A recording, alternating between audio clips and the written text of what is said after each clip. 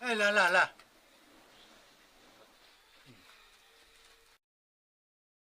哎，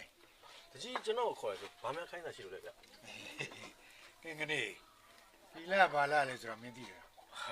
လူကထိန်သင်္ကန်းနဲ့မလန်းနဲ့စုပန်ရွယ်ဒီအချိန်ကိုဝတ်မုံကျဲပါလို့ခဝဲရွှေညာရင်းမှာတည့်ရင်နဲ့ကျွဲဆိုတဲ့အတိုင်းတစောင်းမလာပါတကြီးအခုတကြီးလာလမ်းတစ်လျှောက်မှာတောင်းပါပဲခဝဲပွင့်နေဝူဝေးဆာဆာပွင့်နေအောင်တွေ့ခဲ့ပါသေးတယ် မနိုင်ဘလောက်တော်လဲဆိုတာကဲငနေအဲ့ဒါကြောင့်မလို့လည်းမရွာစောငနေဆိုပြီးတော့နာမည်ကြီးတာပေါ့ဇောင်မုံလာဆိုတော့ကရင်သင်္ကန်းကမယ်လာပါသင်္ကန်းကသင်္ကန်းထဲမှာကရင်သင်္ကန်းကတ်တယ်ဆိုတာအမွတ်မြတ်ဆုံးအာနိသင်အကြီးဆုံးကွာမင်းကိုရွာဖျားပွင့်သွားလိမင်းကြလှဲ့တယ်ပွင့်ပါလိမင်းဥဆောင်ခဲ့တာဘလောက်စီကားခဲ့တယ်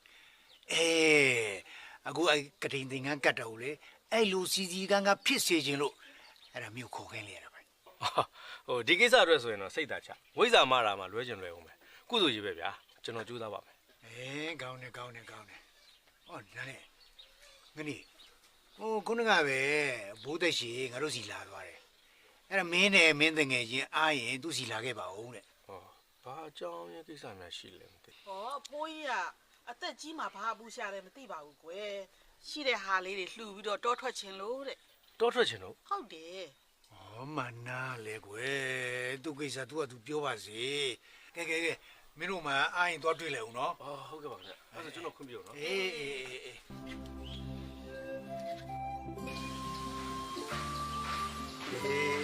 အဝိဇ္ဇာပစ္စယသင်္ခါရလို့ပရိစ္ဆေသမုပ္ပါတရားတော်ကခေါ်ထားတယ်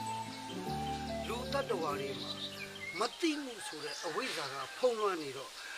ဇာတိဇေယဗျာတိမရဏဆိုတဲ့အဲ့ဒီသေခြင်းတရားတွေနဲ့ပဲအဖတ်မှန်တမ်းများလဲနေကြရတယ်အဲ့ဒါတော့အဖတော့ကွာအတိမဥခင်မှာအတိဥအောင်လို့အဖပိုင်ဆိုင်နှမအားလုံးကိုစွန့်လို့ပြီးစကန်းကြောင်မှာသွားပြီးတရားအားထုတ်တော့ငါမီးတို့လိမ့်လိမ့်မာတော့နေခဲ့ကြနော် ဟုတ်ကဲ့ပါဗျာ